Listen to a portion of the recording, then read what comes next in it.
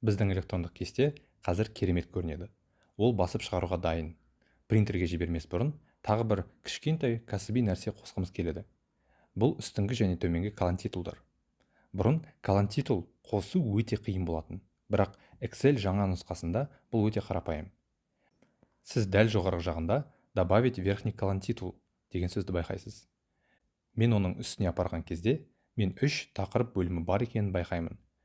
Және әрқайсысына ақпарат бөлігін қоса аламын. Мен сол жақтан бастаймын. Мына жерді басқан кезде таспам өзгереді. Мен колон титулы деп аталатын жаңа қойындыны көремін.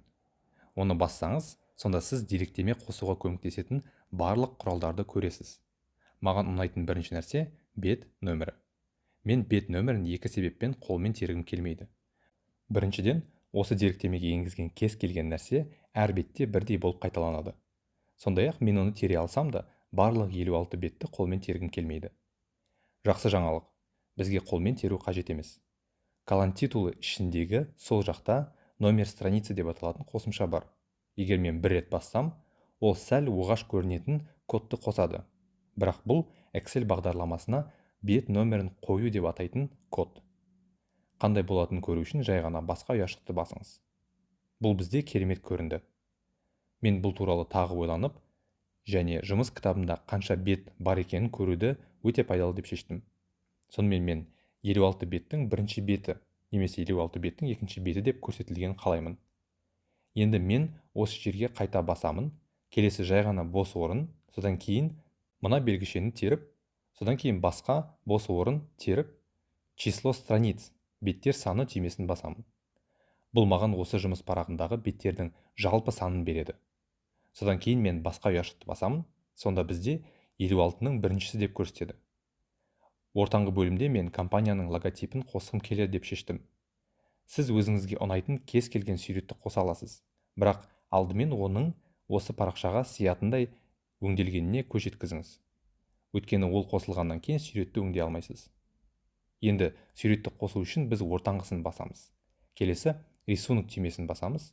Excel-дің жаңа нұсқасында суретті компьютерімізден немесе оны тікелей интернеттен алуға болады.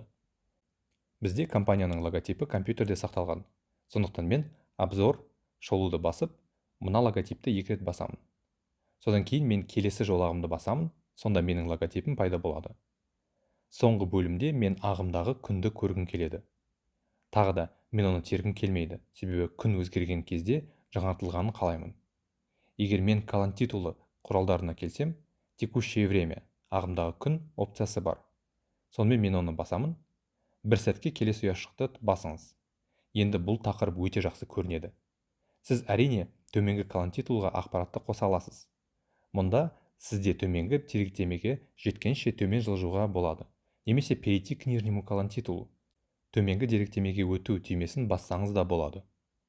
Мен қазір төменгі колон титул бөліміндемін. Оның жоғарғы колон титул секілді 3 бөлімі бар. Мен тек ортасын өзгерткім келеді. Сонымен мен сол жерді басамын және жұмыс кітабымның атын қосқым келеді деп шештім. Енді мұнда 2 нұсқа бар. Сіз тек файл атауын қоса аласыз. Немесе одан да жақсысын, осы файл жолдың атын да жазуға болады. Яғни қысқаша осы файлға жету үшін қалай бару керек жолы. Ол үшін мен путь к файлу опцияға барамын. Енді тағы да бір түрлі көрінеді, бірақ мен жоғарыдағы жолды басқанда толық жол мен файл атауы пайда болады. Енді мен мұның бәрі басып шығару кезінде алдын ала қарау терезесінде қалай көрінетінін қарайық. Сонымен Ctrl+P пернелер комбинациясы арқылы басып шығару бөліміне қайта оралдым, және менің басып шығарылатын парағым керемет көрінеді. Бұл жұмыс кітабы енді басып шығаруға дайын.